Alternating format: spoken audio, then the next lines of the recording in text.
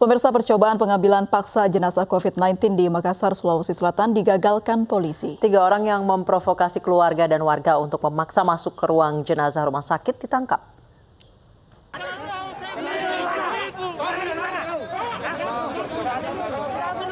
Kericuhan di depan Rumah Sakit Khusus Daerah Dadi, Jalan Lanto Daeng, Pasewang, Kota Makassar, Sulawesi Selatan ini dipicu keluarga jenazah pasien COVID-19 yang memaksa masuk untuk mengambil jenazah. 3 orang yang mencoba memprovokasi warga dan keluarga langsung ditangkap dan dibawa ke Polrestabes Makassar. Awalnya, pihak keluarga yang mendatangi rumah sakit meminta izin agar diperbolehkan masuk untuk melihat jenazah, namun ditolak aparat yang berjaga. Polisi terus memberikan pemahaman kepada pihak keluarga agar menyerahkan pemulasaran ke tim gugus COVID-19. Memang sempat tadi terjadi gesekan, tetapi setelah kita kasih pahami, keluarga daripada beliau, saya kira tidak ada masalah karena betul-betul daripada jenazah ini terindikasi COVID. Jenazah pasien COVID-19 berjenis kelamin perempuan berusia 52 tahun ini kemudian dibawa dengan pengawalan ketat polisi untuk dimakamkan di pemakaman khusus COVID-19 di Makanda, Kabupaten Goa. Dari Makassar, Sulawesi Selatan, Leo Muhammad Nur, iNews melaporkan. Pemirsa, selengkapnya terkait pengambilan paksa jenazah positif COVID-19 sudah bergabung bersama kami juru bicara tugas percepatan penanganan COVID-19 Sulawesi Selatan, Ihsan Mustari. Selamat sore, Pak Ihsan. Selamat sore, Mbak. Baik, Pak Ihsan, di Makassar ini sudah beberapa kali terjadi pencurian dalam tanda kutip jenazah suspek maupun positif COVID-19. Sejauh ini sosialisasi masyarakat seperti apa ya, Pak ya? Ada yang belum sampai kah sosialisasinya? Ya, jadi saya klarifikasi yang pertama ya, bukan pencurian lah, pengambilan paksa namanya ya. Tapi sebenarnya saya bisa jelaskan bahwa sejak tadi malam saya ada kasus juga kematian di 2 rumah sakit dan alhamdulillah sudah tidak terjadi pengambilan paksa karena proses edukasi saya kira telah dilakukan kepada mereka. Dan beberapa hal yang telah kita carikan solusi, misalnya pemeriksaan laboratorium yang kita telah atur sedemikian rupa supaya bisa lebih cepat mengeluarkan hasilnya, gitu Mbak. Baik, apakah betul ada tindakan intimidasi Pak kepada petugas Pak? Ya, ini saya kira semuanya cuma karena miskomunikasi saja Mbak. Jadi berdasarkan apa yang kita dengar memang bahwa ada beberapa yang juga terjadi pengambilan paksa yang sebenarnya keluarganya pun juga tidak tahu, malah bengong dia pada saat itu. Tapi saya bisa sampaikan, saya kira saat ini sudah tidak terjadi ya, alhamdulillah, karena saya sampaikan tadi 2 kasus tadi sudah tidak ada, keluarga yang sudah bisa menerima. 1 kasus kemarin sore itu menunggu hasilnya dan alhamdulillah karena kita telah melakukan komunikasi dengan laboratorium bisa mempercepat keluar hasilnya positif, keluarga yang disampaikan dan alhamdulillah ya. Pak Ihsan, letak miskomunikasinya itu ada di mana ya Pak ya? Sampai keluarga tidak terinfo kalau misalnya harus ada standar khusus penanganan jenazah suspek maupun positif COVID-19. Ya, jadi secara umum memang ada miskomunikasi, artinya ini kan dalam suatu kondisi biasanya memang ada beberapa persepsi yang muncul, kan? Itu yang dikatakan miskomunikasi. Tapi beberapa hal juga tentu kita telah sampaikan bahwa ini tujuan daripada pemulasaran dengan prosedur COVID-19 lebih pada bagaimana memutuskan mata rantai penularan, tidak lebih dari itu. Kita pun juga menyampaikan isu-isu yang terkait bahwa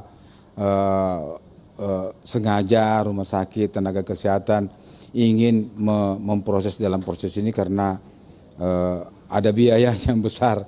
Saya kira tidak seperti itu ya. Jadi saya bisa sampaikan pada kesempatan ini bahwa biaya pemulasarannya ini itu sekitar cuma 400.000. Itu pun juga dipakai untuk beli kafan, beli plastik ya, termasuk dengan di luar petinya ya, karena peti sudah Jadi miskomunikasi oleh soal Pemprov. biaya begitu ya Pak Itu ya? saja, itu.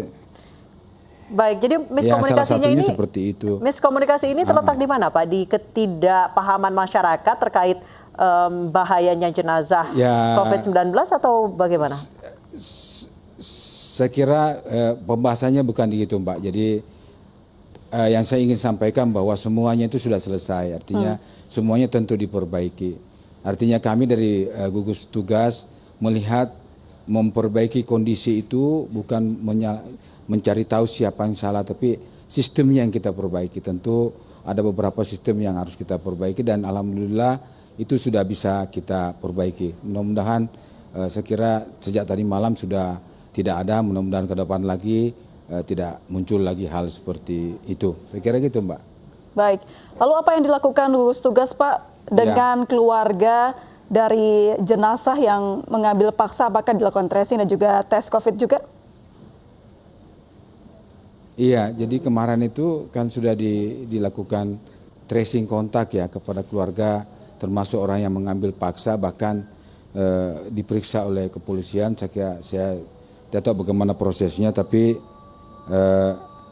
kita bisa lihat bahwa ada proses tracing yang dilakukan bagi mereka, ada proses testing bagi mereka untuk bagaimana mengetahui apakah yang bersangkutan yang kontak langsung kemarin itu terkontaminasi. Sekira begitu Mbak. Baik, sejauh ini polisi telah menetapkan puluhan tersangka terkait kasus pengambilan paksa jenazah ini. Pak, dari gugus tugas sendiri apakah mengendorse tindakan kepolisian ini supaya nanti masyarakat juga tidak sembarangan untuk mengambil paksa jenazah keluarganya yang suspek maupun positif COVID-19? Ya, saya kira semua subsistem kita perbaikin ya, jadi tentu juga pengamanan, tapi kita utamakan pada proses edukasinya. Jadi tentu juga mereka mungkin melakukan itu karena tidak tahu, jadi diberitahu. Tapi juga kita harus melakukan proteksi-proteksi tentu di beberapa rumah sakit supaya itu tidak terjadi lagi, karena ya indikasi-indikasi telah yang disampaikan tentu kepolisian ya, saya tidak mengulang lagi, tapi itu juga kita termasuk hindari supaya tidak terjadi di kemudian hari begitu Mbak. Jadi semua subsistem kita perbaikin. Baik Pak Ihsan, COVID-19 di Indonesia sudah ada 4 hingga 5 bulan terakhir. Sejauh ini apa ya Pak kesalahan komunikasi yang disampaikan ke masyarakat hingga sudah 4 sampai 5 bulan ini masyarakat masih belum paham seperti apa pemulasaraan jenazah dan lain sebagainya? Ya, jadi tidak ada kesalahan sebenarnya. Yang ada adalah bagaimana perbaikan.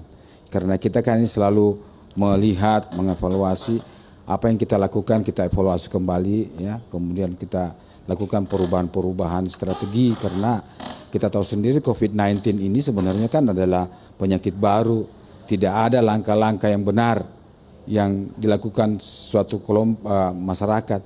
Yang salah itu kalau tidak melakukan sesuatu. Saya kira apa yang kita lakukan di Provinsi Selatan seoptimal mungkin bagaimana agar COVID-19 ini bisa kita kendalikan, bisa kita turunkan tentu kasus-kasusnya begitu Pak. Jadi bukan pada poin di mana siapa yang salah, di mana yang salah, tapi bagaimana kita mengevaluasi semua hal yang telah kita lakukan perbaikan. Baik, terima kasih Pak Ihsan Mustari, Ketua Gugus Tugas Sulawesi Selatan sudah bergabung bersama kami di Ayu Sore.